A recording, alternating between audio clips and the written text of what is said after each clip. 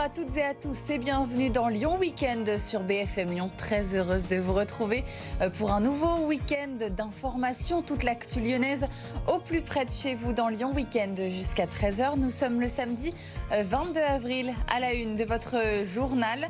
Une nouvelle action des travailleuses du sexe à Gerland. Ce vendredi, elles demandent une solution pour continuer à travailler. La préfecture envisage d'interdire le stationnement des camionnettes dans le quartier avant la Coupe du Monde de rugby.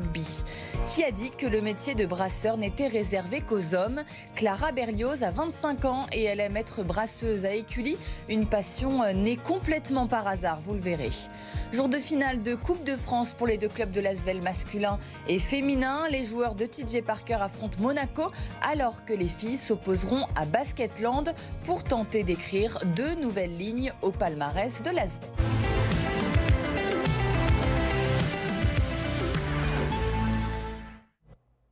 Défendre leur droit de travailler en toute sécurité. Les travailleuses du sexe ont manifesté ce vendredi dans le 7e arrondissement de Lyon. La préfecture envisage de prendre un arrêté interdisant le stationnement des camionnettes à Gerland en prévision de la Coupe du Monde de rugby. Amélie Duchamp.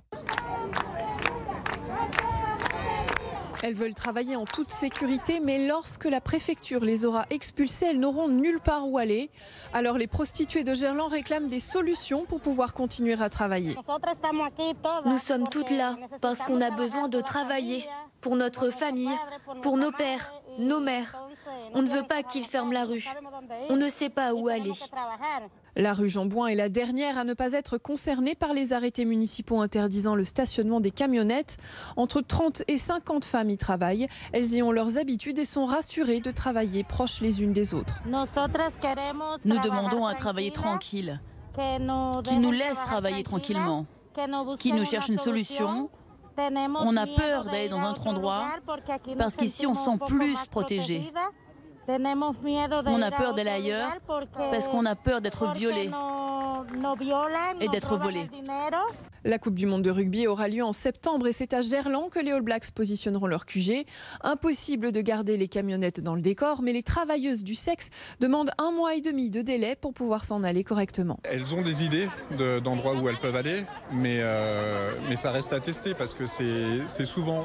Soit c'est dans l'arrêté municipal, soit c'est il y a déjà des femmes sur place ou à proximité et du coup ça peut créer des tensions et après est-ce qu'elles vont aller se déplacer avec toutes les camionnettes, est-ce que ce sera des petits groupes, etc. Ça c'est des choses qu'il faut mettre en place. Les travailleuses du sexe craignent d'être expulsées à la fin du mois d'avril. La préfecture affirme de son côté que l'arrêté d'expulsion n'est pas encore pris et que la date de départ n'est pas définie. Autre manifestation, cette fois prévue cet après-midi à Lyon. Opération escargot des motards dans la métropole pour dénoncer le projet de contrôle technique obligatoire pour les motos. Une action coup de poing organisée dans plusieurs villes de France. À Lyon, le rendez-vous est fixé à 13h30 à Eurexpo. En France, on a pris un certain nombre de mesures alternatives pris ou en train de mettre en place pour lutter contre cette sinistralité. La part des défauts techniques sur les motos ne joue que dans 0,3% des accidents. Donc il y a plein d'autres choses à faire pour améliorer la sécurité routière des deux roues qu'un contrôle technique.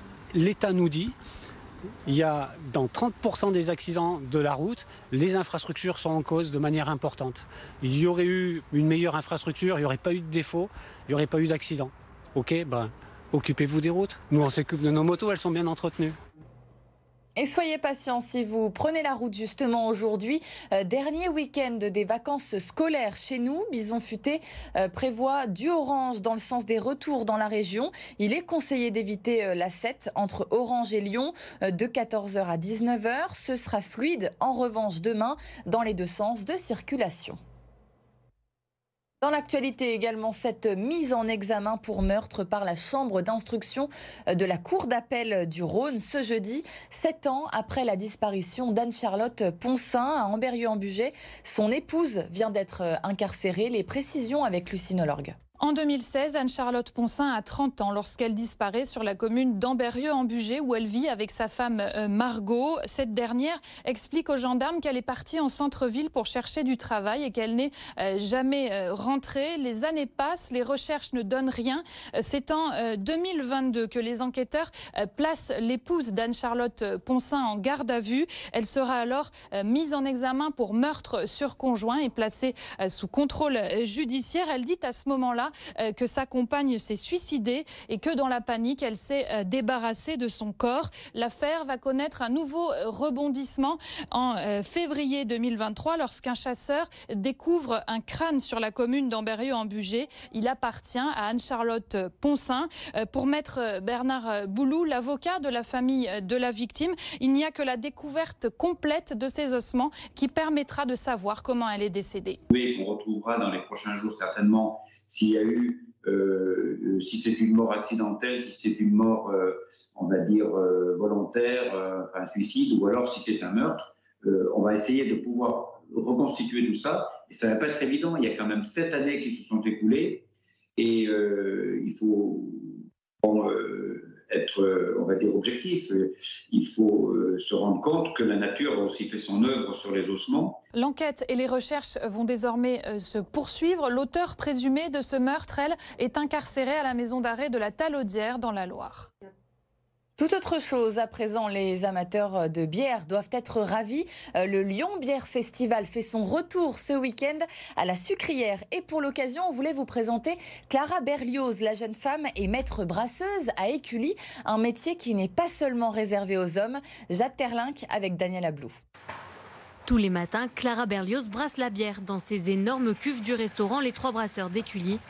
La jeune femme de 25 ans, aujourd'hui maître brasseuse, s'est imposée dans un univers bien moins masculin qu'il n'y paraît. En tant que brasseuse, on m'a accueillie d'une façon très naturelle en fait dans ce milieu-là, et c'est la meilleure façon en fait, on va dire, d'être accueillie, parce que ça fait, on est jugé sur le même pied d'égalité.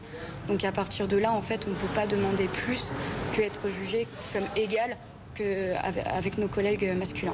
Sa passion est née un peu par hasard, après un stage et un master en procédés fermentaires. Bière blonde, ambrée, blanche, IPA ou encore triple n'ont plus de secret pour la jeune professionnelle qui prend plaisir à créer de nouvelles saveurs. Ce que j'ai découvert dans la fabrication de la bière, c'est tout simplement la richesse de toute la matière, de tous les procédés possibles et toutes les possibilités qu'on peut faire avec la bière. Ça va faire peut-être un peu girly, mais moi j'ai déjà rajouté des boutons de rose dans mes bières. J'ai déjà rajouté aussi du poivre. Voilà, ce genre d'épices, en fait, j'aime bien rajouter une petite touche en fait, qui va rendre un peu la bière différente, un peu quelque chose de différent sur la matière première.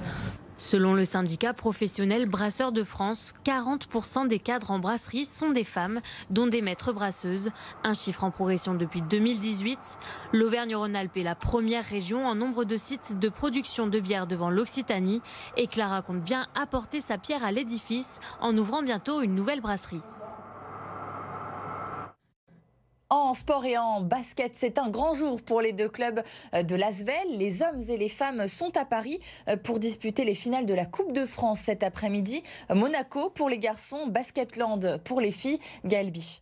Les finales, c'est quelque chose qu'ils connaissent par cœur. L'Asvel a déjà remporté 10 fois la Coupe de France dans son histoire. Mais là où ça se complique, c'est qu'en face, les Villeurbanais retrouveront Monaco. Un club contre qui ils n'ont jamais trouvé la clé cette saison. 4 matchs. 4 défaites. C'est pour ça que cette semaine était importante de préparer et de savoir pourquoi on a perdu ces 4 matchs et comment, en termes de moyenne sur les 4 matchs, de laisser 15 rebonds offensifs à Monaco et faire à peu près 18-19 balles perdues par match. Ça déjà, il faut le rectifier si on va avoir une chance de gagner contre Monaco. Les petits détails vont compter contre eux. Juste avant la finale homme, place aux dames sur le parquet de l'Accor Arena. Les Lyonnes défieront Basketland face à qui elles ont perdu justement mercredi soir en championnat.